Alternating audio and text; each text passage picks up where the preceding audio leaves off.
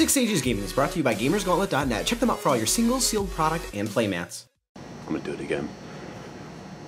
Alright guys, welcome to another Six Sages Gaming Deck Spotlight brought to you by Gamers Gauntlet and Ultimate Guard. Here we have Matt Cosmore's Stealth deck that he top 8'd Nationals with, so good job to Matt. He deserves it, does a lot of hard work. It's nice to see him get good for once in his life. I'm just kidding, man. We love you, buddy.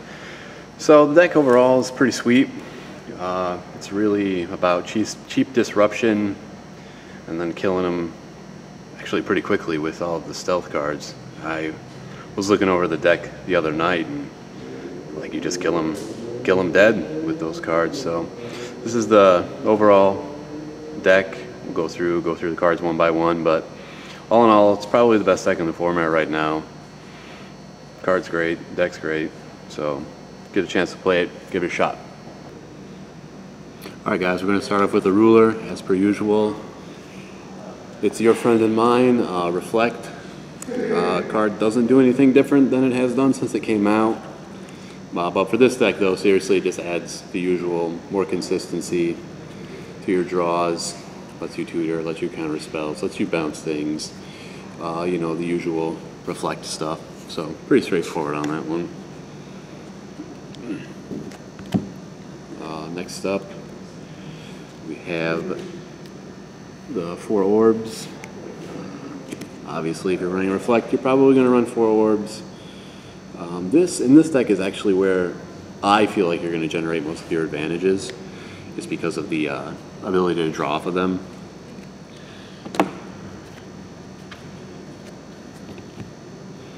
You also have 2 Leviathan, the Demon Swords, just to give your Reflect haste. When she flips over, let you tutor, let you bounce. You get to do all the things, but you get to do the things faster, so that's never a bad thing.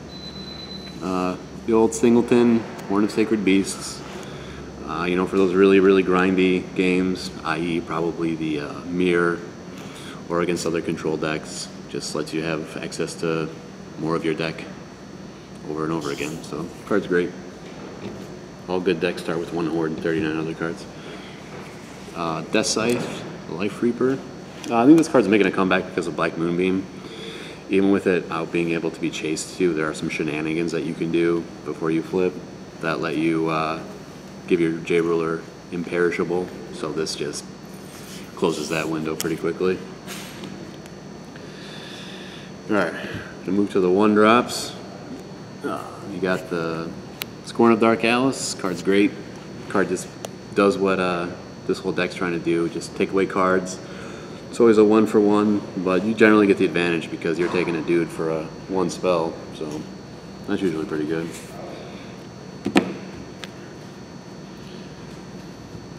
You got your 3 Barrier of Shadows.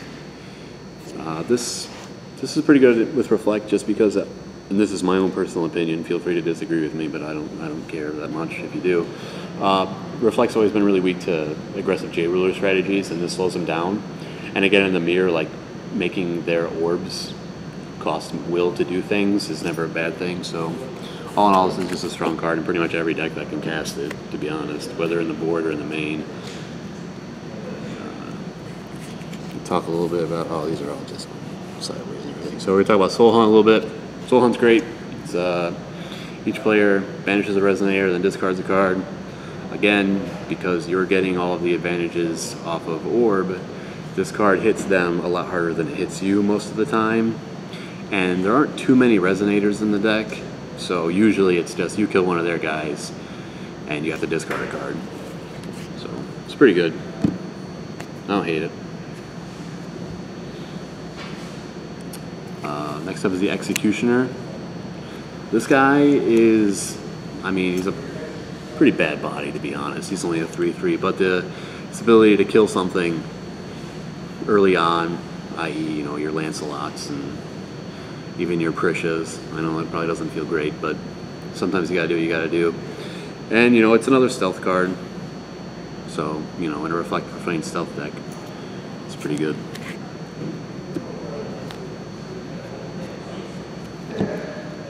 Next up is our 2-drops. This is actually one of my favorite cards from the new set. This card's great. This card's just super great. Lapses Darkstorm. Your opponent discards a card at random, then discards a card. I think that's just great because it's always a 2-for-1. I mean, unless they counter it, which is a whole nother discussion in itself. I'm on the stance of you should never counter discard spells, but what do I know? Next up, Windsekuta Refuge. Card's great. Protects your Day Ruler. Lets you draw a card. I'm sure it protects your Resonators too, but in this deck it protects your Day Ruler from Black Moonbeam. Let's be honest, we all know what this card's for. And again, drawing cards is great.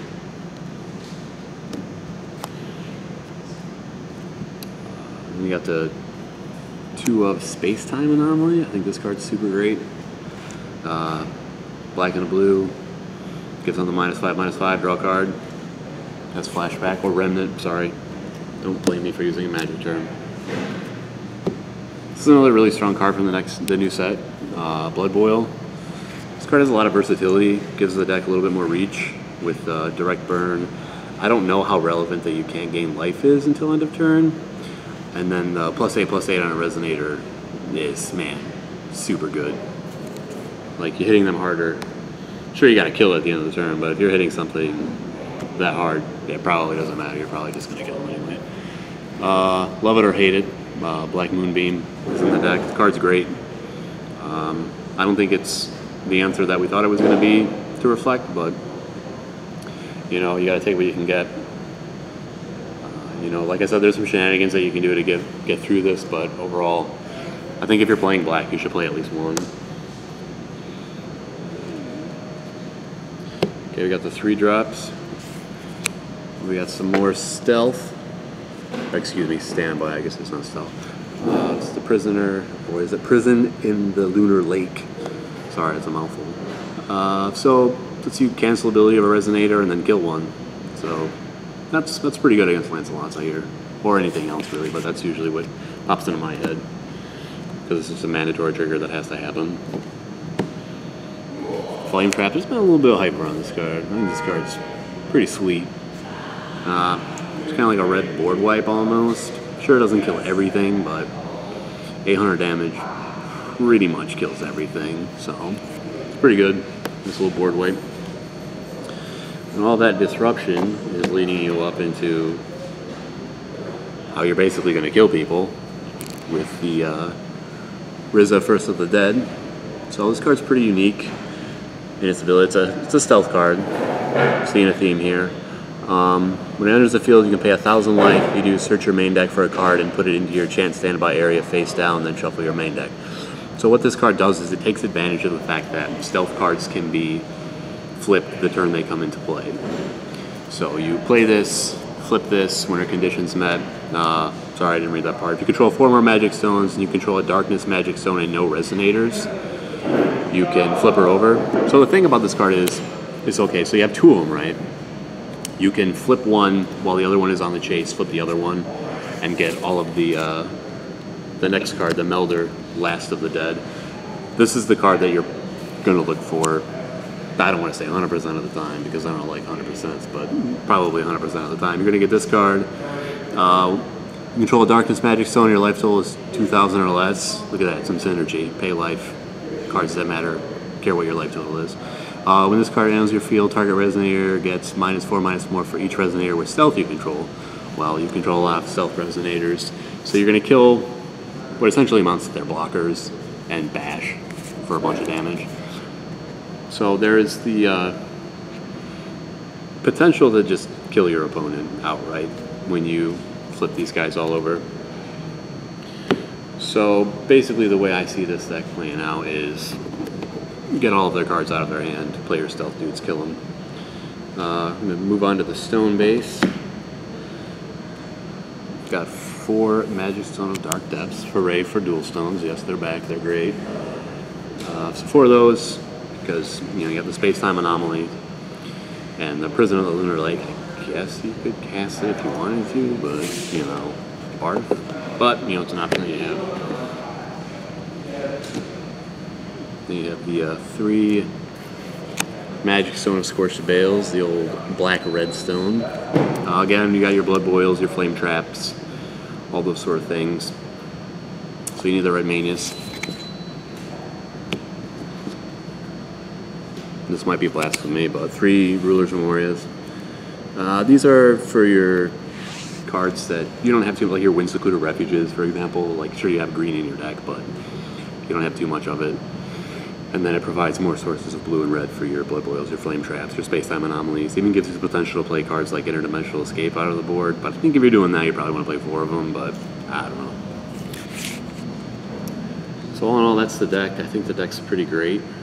I haven't played with it too much, but this combo right here is just, you know, super good, super good. So that's the deck. I think there's a couple changes that I would make. I know Cosmo and I were talking about it a little bit, about a couple changes, but overall I think the deck's pretty solid, and it's probably the best deck in the format right now. And I only say probably because I haven't played with it yet, but from what I'm hearing from people who are playing this deck pretty consistently, that this deck is just great and easily the best deck in the format. So if you get a chance to pick it up, play it. It looks pretty complicated as far as the decisions you have to make and all that sort of stuff, but all in all, I think the deck's really good. I would definitely give it a shot if I was looking to get into some more competitive play. So that would be my advice. Play with it a lot. That's how you get better at this game. You just play with it and play and play. So all in all, I think the deck's pretty sweet. Can't argue with the results. But that's all I got for now. Like, subscribe, share, high five. Tell me how great this video is. And if it's not great, lie to me. But that's all I got. You guys have a good day. 6 Sages signing out. Thank you so much for watching. Be sure to hit that like button and leave us a comment with what you thought of the video. Don't forget to subscribe to 6 Sage Gaming and check out some of the deck spotlights, duel series, and Force of Community videos that are already on the channel. We also have a Facebook and a Twitter, so feel free to find us there.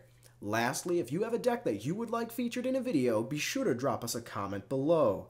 Until next time, take it easy.